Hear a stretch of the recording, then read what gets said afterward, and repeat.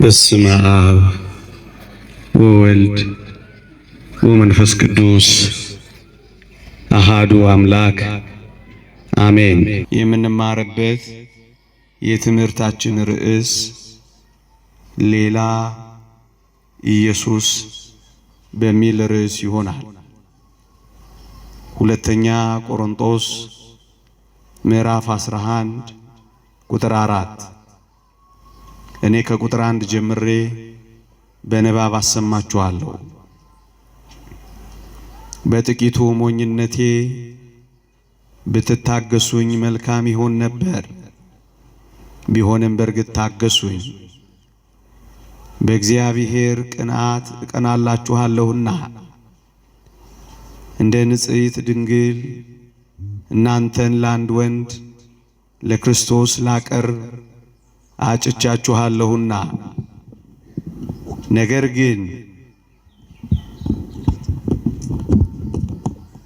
ግን እባብ በተንኰሉ ሔዋንን እንዳሳታት ሐሳባችሁ ተበላሽቶ ለክርስቶስ ከሚሆን ቅንነትና ንጽሕና ምናልባት እንዳይለወጥ ብዬ እፈራለሁ።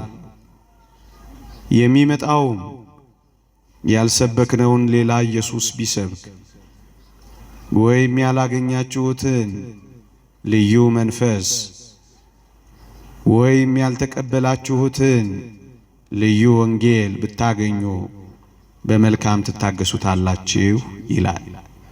ስለ ቃሉ አምላካችን እግዚአብሔር የተመሰገነ ይሁን።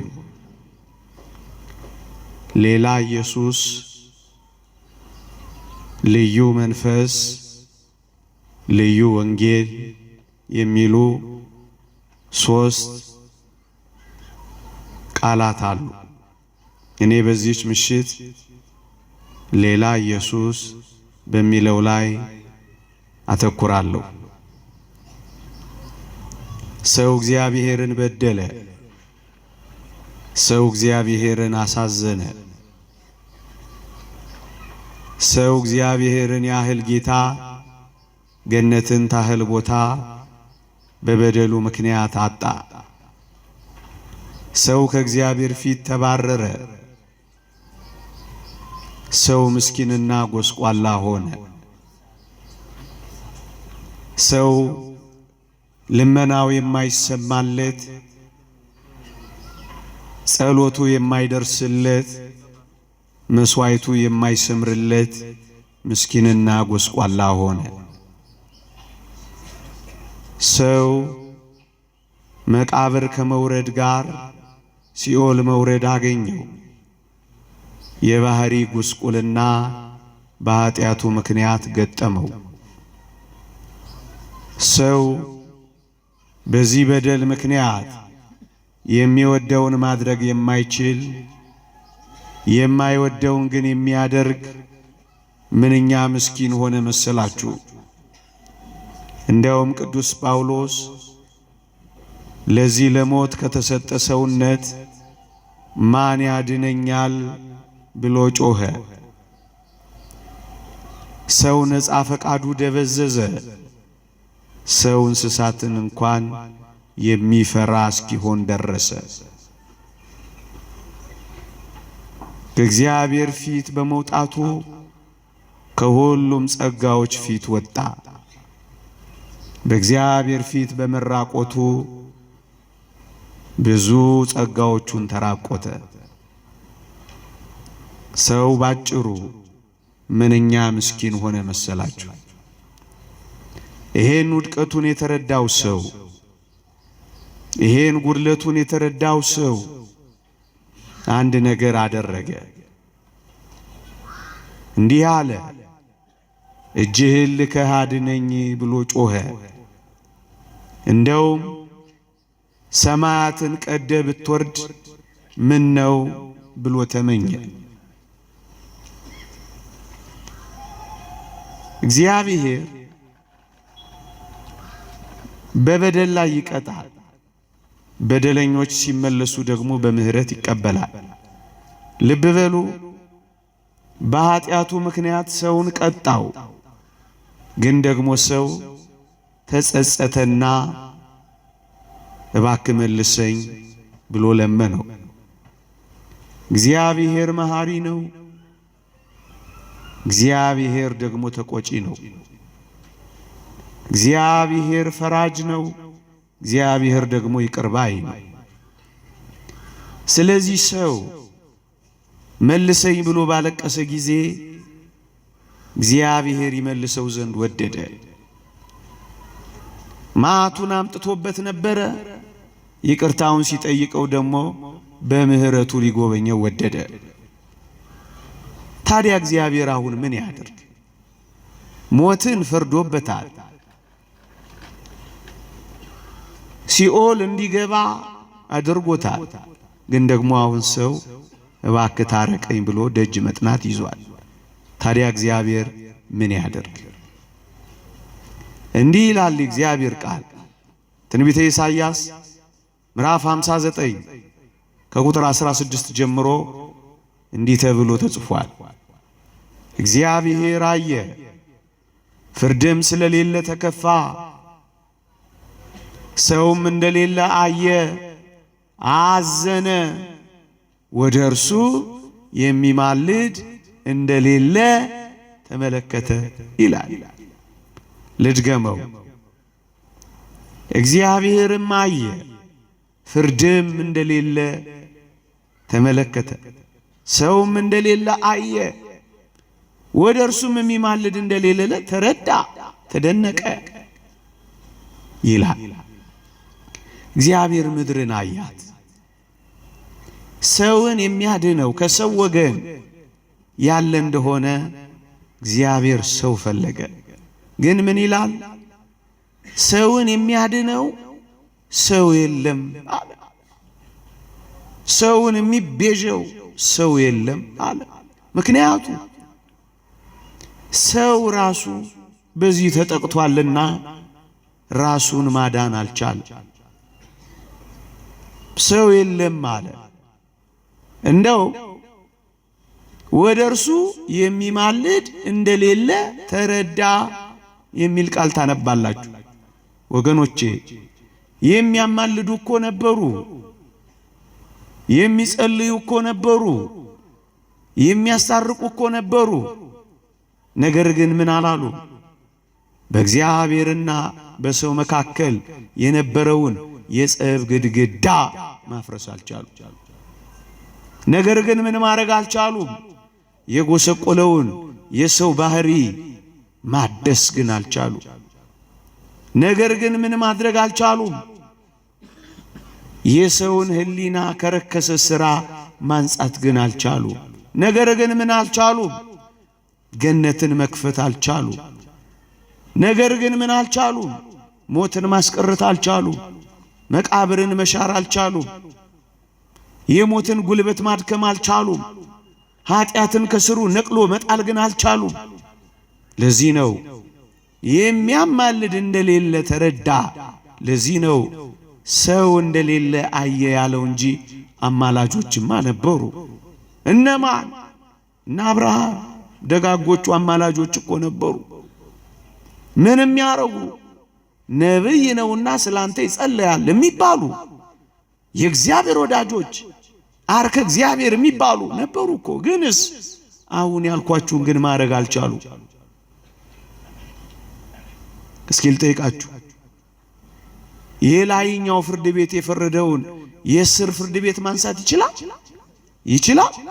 አያችሁ፣ ሞትን የፈረደበት እግዚአብሔር ስለሆነ ይሄንንም ሞት ደጋግ ቅዱሳን ሊያነሱት አልቻሉም። ለዚህ ነው ሰው የለም ያለው እንጂማ አማላጆች ነበሩ። እነማን?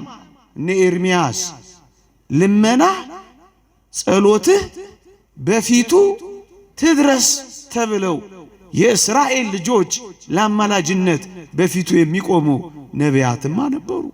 ግንስ ነቢያት ራሳቸው ጽድቃችን እንደ መርገም ጨርቅ ሆነ ብለው ጮሁ። ፈወስናት አልተፈወሰችም ብለው አለቀሱ። ነቢያት ራሳቸው፣ ደጋግ ቅዱሳን ራሳቸው በቃል ኪዳን በረድኤት ይጠበቃሉ እንጂ በእውነት ሲኦልን መበዝበዝ አልቻሉ። የተፈረደበትን ሞት ማስወገድ አልቻሉ። ሰው የለም የሚለው ለዚህ እንጂ አማላጆችማ ነበሩ። እነማን? እነ ኢዮብ እኮ ነበሩ። ባሪያዬ ኢዮብ ስለናንተ ይጸልያል እኔም ፊቱን እመለከታለሁ የሚባሉ እንደነ ኢዮብ ያሉ እኮ ቅዱሳን ነበሩ። ግን ምን ማድረግ አልቻሉ? አሁን ያልኳችሁን ማድረግ አልቻሉ።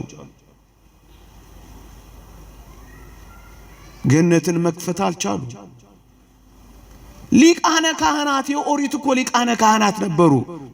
ምንም ያረጉ እለት እለት መስዋዕት እየሰዉ ቅድመ እግዚአብሔር የሚቆሙ የሕዝቡን ስርየት የሚጠይቁ ግንስ አሁን ያልኳችሁን ሁሉ ማድረግ ስላልቻሉ ምን አለ?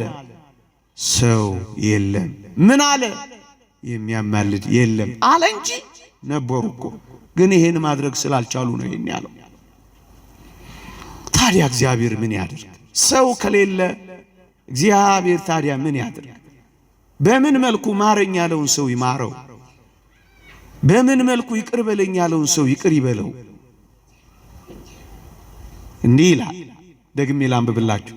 እግዚአብሔርም አየ፣ ፍርድም ስለሌለ ተከፋ፣ ሰውም እንደሌለ አየ፣ ወደ እርሱ የሚማልድ እንደሌለ ተረዳ፣ ተደነቀም ካለ በኋላ አንድ አስደናቂ ቃል ያስከትላል። ቅድም የሰጧችሁ ጥቅስ ምን ይላል? ክንዱን ሰደደው ጽድቁም አገዘው ይላል። ታዲያ ምን ያድርግ? የራቀውን የሰው ልጅ የሚያቀርብበት ክንዱ ኢየሱስ ክርስቶስን ውረድ፣ ተወለድ፣ ሞት፣ ተሰቀል፣ አድን ብሎ ላከው።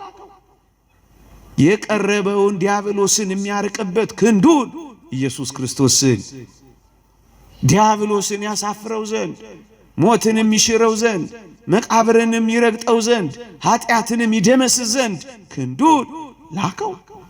ክንዱን ላከው። ታዲያ ምን አደረገ? ልጁ መጣ። ሰው ሲያጣ ራሱ መጣ። ወደ ላይ የሚወስደን ስናጣ ወደ ታች መጣ። የእግዚአብሔር ልጅነታችንን ብናጣ የሰው ልጅ ራሱ ሆኖ መጣ። ወደ ላይ እንሄድ ዘንድ ወደ ጥልቁ ወረዳ። ጻድቃን እንባል ዘንድ ከኃጥአን ጋር ተቆጠራ። ራሱ ልጁ ራሱ መጣ። ራሱ እዩ። ይሄንን ሁሉ ነቢያት፣ ይሄንን ሁሉ ጻድቃን፣ ይሄንን ሁሉ ደጋግ ቅዱሳን ማድረግ ስላልቻሉ ምን ማድረግ? የጎሰቆለውን የሰው ባህሪ ማደስ። ምን ማድረግ? ሞትን ትሞታለህ ያለው እግዚአብሔር ነው። ይሄንን ፍርድ ሊያነሳለት የሚገባው እግዚአብሔር ነው። የራሱ የላይ ፍርድ ቤት የፈረደውን የስር ፍርድ ቤት አነሳው የሚያልኳችሁ እግዚአብሔር ስለፈረደው መላእክት ሊያነሱት አልቻሉ። ስለዚህ ምን አረገ? ራሱ መጣ። እንዲህ ይላል ነቢዩ ኢሳይያስ፣ ትንቢተ ኢሳይያስ ምዕራፍ 63 ላይ አኮ በመላእክ ወአኮ በተነባል አላ ለሊሁ እግዚእ ይመጽእ ወያድኅኖሙ ይላል። በመላእክ አይደለም፣ በአማላጅ አይደለም። እናስ እርሱ ራሱ መጥቶ ያድናቸዋል እንጂ። የተወደዳችሁ ክርስቲያኖች በመላእክ አይደለም፣ ደግሞስ በአማላጆች አይደለም። እና በማን? በራሱ በአምላካቸው በእግዚአብሔር፣ በአምላካችን በእግዚአብሔር። እዩ ያዳነን ኢየሱስ ክርስቶስ መልአክ አይደለም፣ መልአክ አይደለም፣ የመላእክት ጌታ ነው። መጽሐፍ ቅዱስ ቅድም መምህር በዚህ ርዕስ ስለጀመሩ ነው እኔም በዚሁ ልቀጥልበት ብዬ በኩርን ወደ ዓለም ሲያስገባ የእግዚአብሔር መላእክት ሁሉ ለእርሱ ይስገዱ ይላል ተብሎ ተጽፏል። የመላእክት ጌታ ነው፣ የመላእክት ፈጣሪ ነው። አንዳንዶች እሱ ክርስቶስ ሚካኤል ነው ብለው የሚያስተምሩ አሉ። ይሄንን ኢየሱስ ክርስቶስ እኛ እናውቀውም፣ ሌላ ኢየሱስ ነው። ይሄን በምን ታረጋግጣላችሁ? ቅድም ካልኳችሁ በርካታ ቃላት በላይ በምን ማረጋገጥ ትችላላችሁ መሰላችሁ? ያለፈው ሰንበት ዲያቆኑ ያነበበውን ንባብ ሰምታችሁ ከሆነ በመላእክት አለቃ ድምፅ ከቅዱሳን ጋራ ክርስቶስ ይመጣል የሚለውን የቅዱስ ጳውሎስ የተሰሎንቄ መልእክት ምዕራፍ 4 ተነቧል። እዩ በዕለተ ምጽአት ቅዱስ ሚካኤል መለከት እየነፋ ኢየሱስ ክርስቶስ ይገለጣል ነው የሚለው ቃሉ። ሚካኤል ኢየሱስ ክርስቶስ ከሆነ ኢየሱስ ክርስቶስም ቅዱስ ሚካኤል ከሆነ እንዴት በአንድ ጊዜና በአንድ ቦታ በአንድ ቅጽበት ሁለቱንም ሊሆን ይችላል? ኢየሱስ አያችሁ፣ ቅዱስ ሚካኤል ሌላ ነው፣ ኢየሱስ ክርስቶስ ደግሞ ሌላ ነው። በመላእክ አይደለም። ደግሞስ በአማላጅ አይደለም የዳን ነው። እናስ በራሱ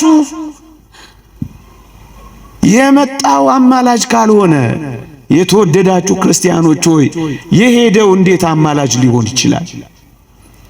ያዳነን አማላጅ ካልሆነ ይልቁንም ራሱ እግዚአብሔር ሥጋውን ቆርሶ ደሙን አፍሶ በተለየ አካሉ ሰው ሆኖ ያዳነን ከሆነ ራሱ ያዳነን ከሆነ እንዴት ነው አማላጅ ያዳነን የምንለው? አማላጁ አይደለም ያዳነን፣ ራሱን ያዳነን። ራሱ ያድናቸዋል። ነብዩ ሆሴም ተናግሯል። ሁለቱን የይሁዳ ከተሞች እምራቸዋለሁ፣ በሰይፍ ግን አይደለም፣ በሰልፍ ግን አይደለም፣ በአምላካቸው በእግዚአብሔር አድናቸዋለሁ እንጂ ይላል። ራሱ ነው መጥቶ ያዳነ። ምክንያቱም እኛ ወደ ላይ መሄድ አልቻልንም። ምክንያቱም እኛ ተጠያቂዎች ሆነን ራሳችንን ነፃ ማውጣት አልቻልንም። ማን አዳነ? ራሱ መጣ። ለምን መጣ? ባጭሩ ምን ሊያደርግ መጣ? ባጭሩ አጠር አድርጌ ስለሆነ ትንሽ ታግሳችሁ ስሙኝ። ንዑድ ክቡር የሚሆን ሐዋርያ ጳውሎስ በኤፌሶን መልእክት ምዕራፍ 2 እንዲህ ይላል። ለምን መጣ ታዲያ? ክርስቶስ ለምን መጣ? የመጣበትን ምክንያት ተነጋግረናል። ለምን ራሱ እንደመጣ አይተናል። የመጣበት ምክንያትስ ምንድነው? አራት ነጥቦችን፣ በርካታ ነጥቦች ቢኖሩም አራት ነጥቦችን ግን ቅዱስ ጳውሎስ በግልጽ ያስቀምጣል። አንደኛ ሰላምን ያደርግ ዘንድ። ምክንያቱም ጸብ ነበራ። ትንቢተ ኢሳይያስ ምዕራፍ 59 ስትመለከቱ የጸብ ግድግዳ እንደነበረ ይገልጽልናል። ፊታችሁን እንዳያይ በደላችሁ ከልሎታል ይላል። ድምፃችሁን እንዳይሰማ በደላችሁ ጆሮ ከልሎታል ይላል። የጸብ ግድግዳ ነበረ። እሱን ሰላም ያደርግ ዘንድ መጣ ይላል።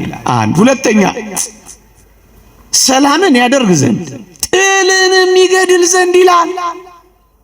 ሰላምን የሚያደርገው ጥልን ገሎ ስለሆነ በመስቀሉ በቤዛነቱ ጥልን ይገድል ዘንድ መጣ ይላል። ሶስተኛ አንድን አዲስን ሰው በራሱ ይፈጥር ዘንድ መጣ ይላል። ትንሽ ይቆየኝ፣ ይሄ መለስበታለሁ። አራተኛው ሁለቱን በአንድ አካል ከእግዚአብሔር ጋር ያስታርቅ ዘንድ መጣ ይላል። ሰላምን ያደርጋል፣ ጥልን በመስቀሉ ይገላል፣ አንድን አዲስን ሰው በራሱ ይፈጥራል፣ ለማስታረቅ መጣ። ተጣልተን ነበራ፣ ርቀን ነበር ለማቅረብ፣ ተጣልተን ነበር ለማስታረቅ፣ ተለያይተን ነበር አንድ ለማድረግ መጣ። እዚህ ጋር ጥያቄ ልጠይቃችሁ፣ እናንተ አትታዩኝም፣ ከሰማችሁኝ ልጠይቃችሁ። እኔና እናንተ ታርቀናል አልታረቅንም?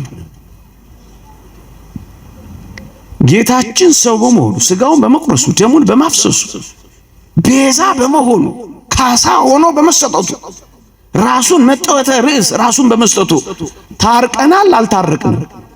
ኧረ ጮክ በሉልኝ። ታርቀናል አልታረቅንም? አባት ብለን የምንጮህበትን የልጅነት መንፈስ አግኝተናል አላገኘንም? ገነት ተከፍታልናለች አልተከፈተ? የልጅነት ጸጋን ተሰጥቶናል አልተሰጠንም? ብንጣራ እንሰማለን አንሰማም? ብናንኳኳ ይከፈትልናል አይከፈትልንም? ታርቀናል አልታረቅንም? ታርቀናል። እዚህ ጋር አንድ ነጥብ ላስይዛችሁ። ኢየሱስ ክርስቶስ የጀመረው ያልጨረሰው፣ የሞከረው የፎረሸው ምንም እርቅ የለም። ሁሉንም እርቅ አስታርቆን ታርቀናል። አሁን ኢየሱስ ክርስቶስ በሰማይ ሊያስታርቀን ሄዷል ካሉ እሱ ሌላ ኢየሱስ ነው። አሁን በሰማይ ገና ያላስታረቀው ሌላ እርቅ እንዳለ ሁሉ ለማስታረቅ ገብቷል የሚሉን ከሆነ እሱ ሌላ ኢየሱስ ነው። ምክንያቱም እኛ ምን ብለናል? በሞቴ ምን ብለናል? ታርቀናል። ማስረጃ አለ። ግጥም እንዲህ ይላል ሮሜ መልእክት ምዕራፍ 5 ቁጥር 10 በልጁ ሞት ታረቅ። በምን በሞቱ ታረቅ። ታርቀናል። እንግዲህ ያው ታረቅን ካልክ አሁን በምንበድለው በደልስ እንጣላ የለ? አሁን ታዲያስ በምን እንታረቃለን? ክርስቶስ እንደገና ለኛ፣ እንደገና ለኢዮብ፣ እንደገና ለአልማዝ፣ እንደገና ለከበደ የማስታረቅን ሥራ ለመስራት ወደ ሰማይ ሄደ የሚሉን ከሆነ ይሄ ሌላ ኢየሱስ ነው። ታዲያ በምን እንታረቃለን? ይሄው ንስሐችን ኃጢአታችንን ይቅር ሊለን ከአመፃችን ሁሉ ሊያነጻን የታመነና ጻድቅ ነው ይላል። ኃጢአታቸውን ይቅር ያላችኋቸው ይቀርላቸዋል፣ ያዛችሁባቸው ተይዞባቸዋል። ይሄው ስልጣንን ከተልእኮ የሰጣቸው ክህነቱንም መስዋዕቱንም በፍቅር የተቀበለች ይቹት ቤተ ክርስቲያን አሁን በበድልስ የኢየሱስ ክርስቶስ ደም ከኃጢአት ሁሉ ያነጻል ይለናል እንጂስ አሁን ኢየሱስ ክርስቶስ ለማስታረቅ ወደ ሰማይ የሄደ እንዳይመስል፣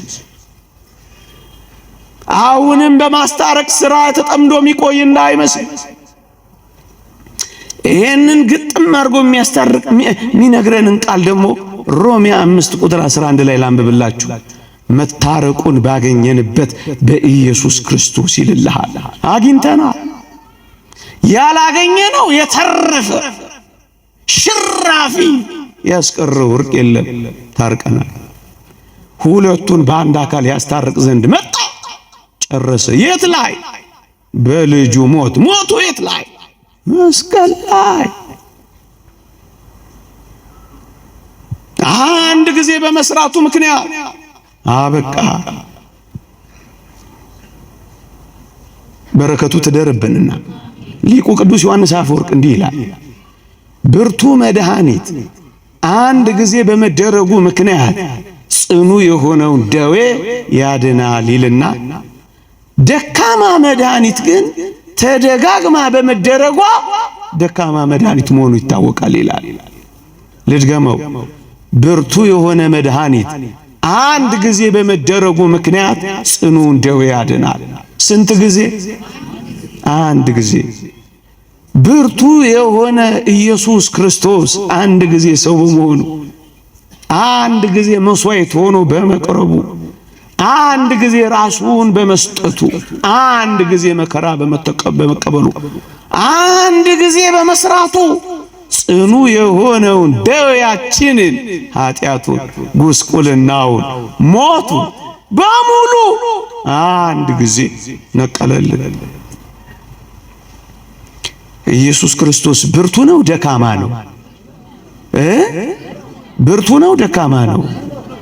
የተወደደች ቅድስት ድንግል እንዲህ አለች፣ ብርቱ የሆነ እርሱ በእኔ ታላቅ ሥራ አድርጓልና። ብርቱ ደካማ ኢየሱስ ክርስቶስ። ይውላችሁ አንዲት መድኃኒት ደካማ መሆኗ የሚታወቀው ተደጋግማ በመወሰዷ ነው። የስኳር መድኃኒት እኮ ንቅል አድርጋ ማጥፋት ያልቻለችው በሽታው ከመድኃኒቱ በላይ ሆኖባታል። ደካማ መድኃኒት ናት።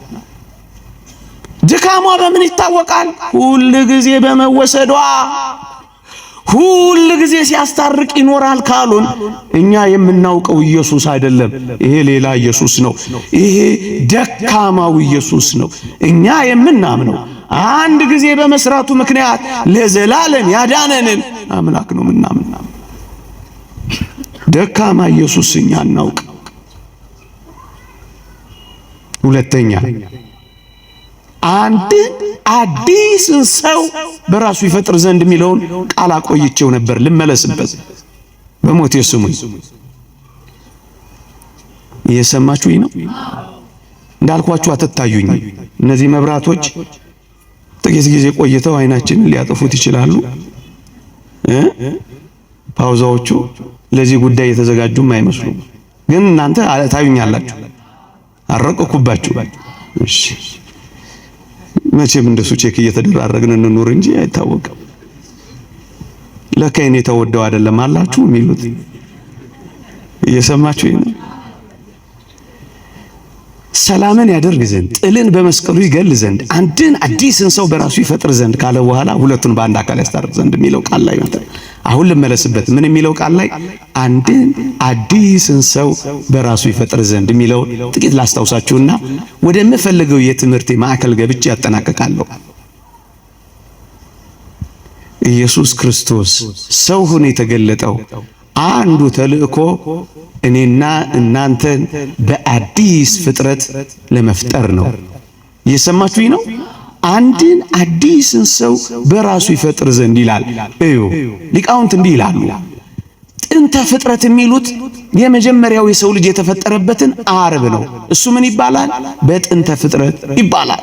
የመጀመሪያው ፍጥረት ይባላል። ሁለተኛው ፍጥረት የሚባለው ደግሞ በኃጢአት ጎስቁለን ባህሪያችን አድፎ ጎድፈን በነበረበት ዘመን በአዲስ ኪዳን ክርስቶስ ሰው ሆኖ በዕለተ ዓርብ በመስቀል ላይ የፈጠረን አዲስ ተፈጥሮ ነው። ያኛው ጥንተ ተፈጥሮ፣ ይሄ ደግሞ አዲስ ተፈጥሮ። የት ላይ?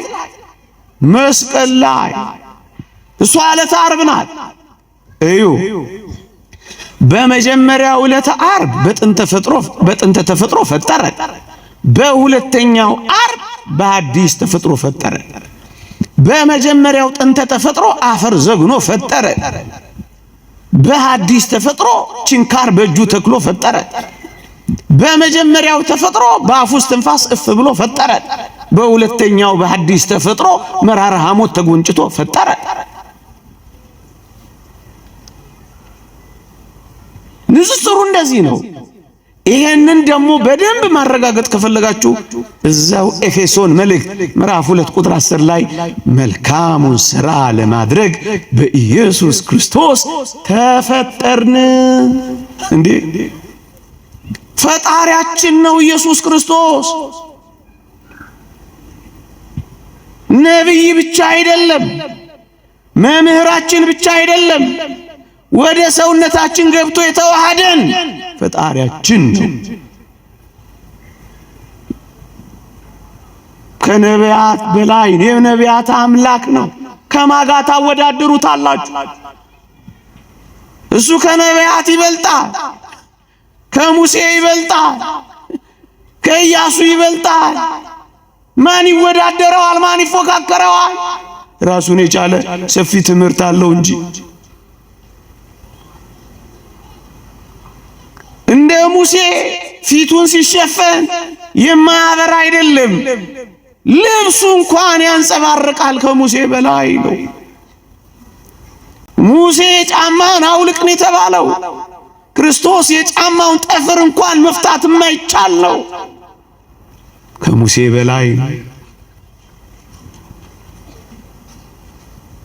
ኤልያስ በእሳት ሰረገላ ያረገ ነው።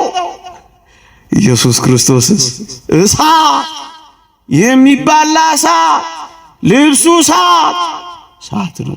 ሊቀርቡት የማይቻል ብርሃን ነው። መጎናጸፊያውን ሰጥቶ ከሄደው ከቅዱስ ኤልያስ በላይ ስጋውንና ደሙን ሰጥቶን የሄደ እሱ በላጭ ነው። ማን ነው ነቢይ ብቻ የሚያደርገው? ኢየሱስ ክርስቶስ ፈጣሪያችን ነው። መልካሙን ሥራ ለማድረግ በኢየሱስ ክርስቶስ ተፈጠርን የሚለው እኮ ለዚህ ነው። አንድን አዲስን ሰው በራሱ ይፈጥር ዘንድ ዓርብን ካነጻጸርን ካልቀረ ቅዳሜስ መነጻጸር አይገባው? ገባው። እግዚአብሔር በጥንተ ተፈጥሮ ዓርብ ዕለት ሥራ ከሠራ በኋላ ቅዳሜ ዕለት የጠበቀው ማረፍ ነው። የእግዚአብሔር ቃል ከሥራ ሁሉ አረፈ ነው የሚለው። ከሠራ በኋላ በጥንተ ፍጥረት ዓርብ ከሠራ በኋላ ቅዳሜ አረፈ ነው የተባለው።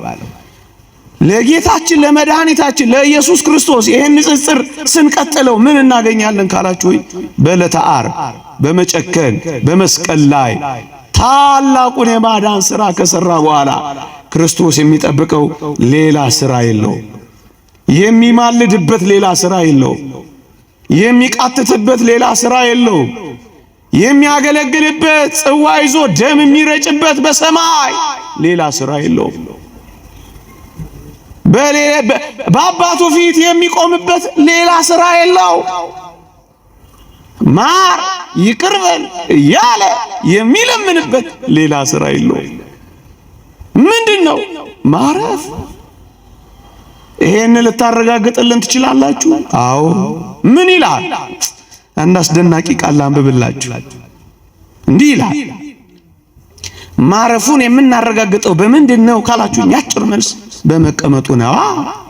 እሱን ማረጋገጫ አለ። አዎ እንዲህ ይላል፣ ሊቀ ካህናት ሁሉ ዕብራውያን 10:11 ሊቀ ካህናት ሁሉ ዕለት ዕለት እያገለገለ ኃጢአትን ሊያስወግዱ ከቶ የማይችሉትን እነዚያን መስዋዕቶች እያቀረበ ቆሟል ይላል። ይህ ስለ ኦሪቱ ሊቀ ካህናት ቅዱስ ጳውሎስ ተናግሮታል። በኦሪት የነበሩ ጊዜያዊ ስርየት የሚያሰጡ የኦሪት ሊቃነ ካህናት ዕለት ዕለት ሁል ጊዜ ይሰሩ ነበር። ለምን?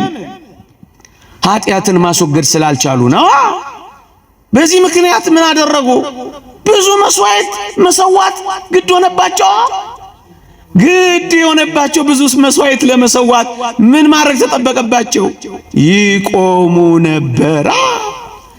ሊቀ ካህናት ሁሉ ዕለት ዕለት እያገለገለ ኃጢአትን ሊያስወግዱ ከቶ የማይችሉትን እነዚያን ብዙ መስዋዕቶች እያቀረበ ቆሟል። የኦሪቱ ሊቀ ካህናት። ለምንድን ነው የቆመው? ሥራ ስላለበት። ለምን? ኃጢአት ስላልተወገደ። ለምን? ሥራው ስላልተፈጸመ። ለምን? ፍጡር ስለሆነ። በቃ አሁን ንጽጽሩን ይቀጥላል። ንዑድ ክቡር የሚሆን ሐዋርያ ጳውሎስ ደገኛይቱ በሆነች በዕብራውያን መልእክቱ ምዕራፍ 10 ቁጥር 11 እርሱ ግን አለና ክርስቶስን አመጣው። ማን? እርሱ ግን። እርሱ ማን ነው? የአዲስ ኪዳኑ ሊቀ ካህናት። ምን አደረገ? እርሱ ግን አንድን መስዋዕት። ስንት መስዋዕት? እነዚያ ብዙ የሆኑት ለምንድን ነው? ኃጢአት ማስተስረይ ስላልተቻለው። እሱስ አንዱ መጠጥ በቃኝ፣ አንዱ ይበቃናል። ምኑ? ደሙ፣ ስጋው። አንዱ በቃኝ። ዳዊት ነው ያለው፣ አንዱ በቃኝ። የሆነ ሥራ ሰራ። እርሱ ግን አንድን መስዋዕት። ስንት መስዋዕት? እነዚያ ብዙ። እሱስ አንድን መስዋዕት ለዘለዓለም አቅርቦ፣ አንድ ለዘላለም ሰርቶ አንድ መስዋዕት ለዘላለም አቅርቦ በእግዚአብሔር ፊት ተቀመጠ ይላል። ያኛውስ ሁል ጊዜ ስለሚሰራ ቆመ። ይሄኛውስ አንዴ ስለሰራ ዳግመኛ እየደጋገመ ስለማይሰራ። ለምን? የባህሪ አምላክ ስለሆነ። ያኛውስ ፍጡር ስለሆነ ይሄኛው ተቀመጠ፣ ያኛውስ ቆመ። ማረፉን በምን አረጋገጠን? በመቀመጡ ነው። መቀመጥና መቆም ምንድን ነው? እኔ አይደለም ተረጉምላችሁ። በረከቱ ትደርብንና አፈ በረከት የተባለ ዮሐንስ አፈወርቅ የዕብራውያንን መልእክት በተረጎመበት ድርሳኑ 13ኛው ድርሳን ላይ እንዲህ አለ። ሊቀ ካህናት ሲል ብትሰማው ዘውትር የሚያገለግል አይምሰል። ኢየሱስ ክርስቶስን ሊቀ ካህናት ሲል ብትሰማው ዘውትር የሚያገለግል አይምሰል አለ። አንዳንዶች በዚህ ዘመን ኢየሱስ ሊቀ ካህናችን ስለሆነ አማላጃችን ነው ሲሉ እንሰማለን። ይሄ ሌላ ኢየሱስ ነው። ሊቀ ካህናት ሲል ብትሰማው ዘውትር የሚያገለግል አይምሰልህ። አሁንም የሚያገለግል አይምሰልህ። አሁንም የሚያስታርቅ አይምሰልህ። አሁንም ማሪ ቅርበል የሚል አይምሰልህ።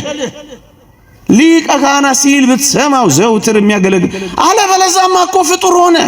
አንዴ ብቻ ማይሰራ ለዘውትር የሚተጋ ከሆነ ምኑን ፈጣሪ ሆነ? ምኑን የባህሪ አምላክ ሆነ? ምኑን ከኦሪት ሊቃነ ካህናት ተለየ? አንተ ሊቀ ካህናት ሲል ብትሰማው ዘውትር የሚያገለግል አይምሰልህ። አንዴ ይበቃዋል። እሱ ብርቱ ነዋ፣ የባህሪ አምላክ ነዋ። ይቀጥላል። ሊቀ ካህናት ሲል ብትሰማው ዘውትር የሚያገለግል አይምሰልህ ይልና ሰው ሲሆን የሰውነትን ሥራ በመስራት ጸንቶ እንዳልኖረ ሰው ነው ክርስቶስ። አሁን በሰማይ ፍጹም ሰው ፍጹም አምላክ ነው። ሰው ነው የምንለው ግን የሰውነትን ሥራ በመስራት በሰማይ አይኖርም፣ አይጸናም። ለምን? ሰው ነው፣ አይራብም። እውነት ሐሰት? በሰማይ ይራባል? ሰው ነው። የሰውነትን ሥራ በመስራት ጸንቶ አይኖርም፣ አይራብም። ሰው ነው፣ አይጠማም። ሰው ነው፣ አይታመምም። ሰው ነው፣ አይደክምም። ሰው ነው፣ አይሞትም። ሰው ሲሆን የሰውነትን ሥራ በመስራት ጸንቶ እንዳልኖረ ባገለገለም ጊዜ በማገልገል ሥራው ጸንቶ አልኖረም። እየሰማችሁኝ ነው? አንድ ጊዜ ያገለገለ፣ ከዚያ ግን ተቀመጠ። በማገልገል ሥራው፣ በማስታረቅ ሥራው፣ በማማለድ ጸንቶ አልኖረም። አንድ ጊዜ ነው የሚበቃው። ሁል ጊዜ ያገለግላል የሚል ሰው ቢኖር፣ ሁል ጊዜ ያስታርቃል የሚል ሰው ቢኖር፣ ሁል ጊዜ ያማልዳል የሚል ሰው ቢኖር ስለሌላ ኢየሱስ ነው የሚያወራው። ይህንን መጠቅለያ የቅዱስ ዮሐንስ አፈወርቅ ትምህርት ሊቀ ካህናት ሲል ብትሰማው ዘውትር የሚያገለግል አይምሰልህ። ሰው ሲሆን የሰውነትን ሥራ መስራት ጸንቶ እንዳልኖረ ባገለገለም ጊዜ በማገልገሉ ሥራ ጸንቶ አይኖርም ካለ በኋላ ቀዊም እንጂ መቆም እንጂ ነቢር መቀመጥ ሲያገለግሉ መኖርን አያስረዳም ይላል። አየህ፣ የተቀመጠው ዘውትር የሚያገለግል እንዳልሆነ ለማረጋገጥ ነው። ቢቆም ኖሮ ሲያገለግል እንደሚኖር እናውቅ ነበር። እሱስ ተቀምጧል። መቀመጡ ምንድነው? የአገልግሎቱን መጠናቀቅ ነው የሚያሳየው። መጨረሱን ነው የሚያሳየው። ሲያስታርቅ አለመኖሩን ነው የሚያሳየው። ሲያማልድ አለመኖሩን ነው የሚያሳየው። ምን ላይ ተቀመጠ ትል እንደሆነ ሁላችን በክርስቶስ የፍርድ ወንበር ፊት እንቆማለን። የምን ወንበር? የተቀመጠው የፍርድ ወንበር ላይ ነው ጎበዝ። የምልጃ ወንበር የለም፣ የፍርድ ወንበር። መቀመጥ ምንድን ነው? ለመፍረድ ነው። እንደገና ለማማለድ የሚቀመጥ ይመስልሃል? እንደገና ለማስታረቅ የሚቀመጥ ይመስልሃል? ይሄንን ማረጋገጥ ከፈለጋችሁ 2-3 ጥቅሶችን ልናገርና ላብቃ። 40 ደቂቃ ነው ያሰብኩት፣ 40 ደቂቃ ሆኗል። እየሰማችሁኝ ነው? እንዲህ ይላል እግዚአብሔር ቃል። ከመቀመጥ ጋር ተያይዞ አብሮ ቢነሳው ፍርድ ነው እንጂ ምልጃ አይደለም። ኢየሱስ ክርስቶስ ተቀመጠ፣ የአገልግሎቱ መጠናቀቅ ገለጠ። ከዚያስ መቀመጡ የፍርድ ወንበር ላይ እንደሆነ አሳወቀ ቅዱስ ጳውሎስ አንደኛ ቆሮንቶስ መልእክት ምዕራፍ 10 ላይ። ይሄንን በደንብ እናብራራው ካል ሐዋርያት ምን ብለው ጠየቁ ጌታችንን? እኛ ሁሉን ትተን ተከተለ፣ እንግዲህ እኛ የምናገኘው ምንድነው ብለው ጠየቁት። ማቴዎስ ወንጌል ምዕራፍ 12 ላይ ጌታም እንዲህ አላቸው፣ በ12ቱ የእስራኤል ነገድ ዙፋን ላይ ተቀምጣችሁ ምን ታደርጋላችሁ? ትፈርዳላችሁ። ከመቀመጥ በኋላ ፍርድ ነው ወገኔ። ደግሞ ሌላ እናምጣ። ትንቢተ ዳንኤል ምዕራፍ 4 በዘመናት የሸመገለውን በዙፋኑ ተቀመጠ ካለ በኋላ ፍርድም ሆነ ነው የሚለው። መጽሐፈ ሲራክም ተቀምጠ ፍረድላቸው ነው የሚለው። የሚቀመጥ እኮ ለመፍረድ ነው፣ ፍርድ ነው እንጂ ምልጃ፣ ጸሎት፣ ልመና፣ መቃተት፣ ማር ይቅር በል እንዴት ከቶ ከክርስቶስ ይሰማል? ነገሩን በደንብ ለማሰሪያ ለቅርብ የሊቃውንትን ከፈለጋችሁ ደግሞ አብ ወልድ መንፈስ ቅዱስ ይመረምራሉ። አብ ወልድ መንፈስ ቅዱስ በአውደ ፍትሕ ይቀመጣሉ። አብ ወልድ መንፈስ ቅዱስ ይፈርዳሉ፣ ይመረምራሉ፣ ይቀመጣሉ፣ ይፈርዳሉ። ያዳነ የባህሪ አምላክ ስለሆነ ሁል ጊዜ ሲሰራ አይኖርም። አንድ ጊዜ መስራት ብቻ ይበቃዋል። አንድ ጊዜ ደጋግሞ ያስታርቃል፣ ደጋግሞ ያማልዳል፣ ደጋግሞ ይለምናል፣ ደጋግሞ ሌላ ኢየሱስ ነው እኛ ማናውቀው። እንደዚህ ያለውን ኢየሱስ ቤተክርስቲያን አታውቀው። አንድ ጊዜ መስራት ብቻ ይበቃል። ምሳሌ ለመስልና ላቅ የአባቶቻችን ምሳሌ ነው፣ የራሴ አይደለም፣ የራሴ አይደለም። የስነ መለኮት ምሁራን አካላዊ ቃል የእግዚአብሔር ቃል የሚሰራውን ስራና የፍጡር ቃል የሚሰራውን ስራ ለይተው በደንብ ያስተምራሉ።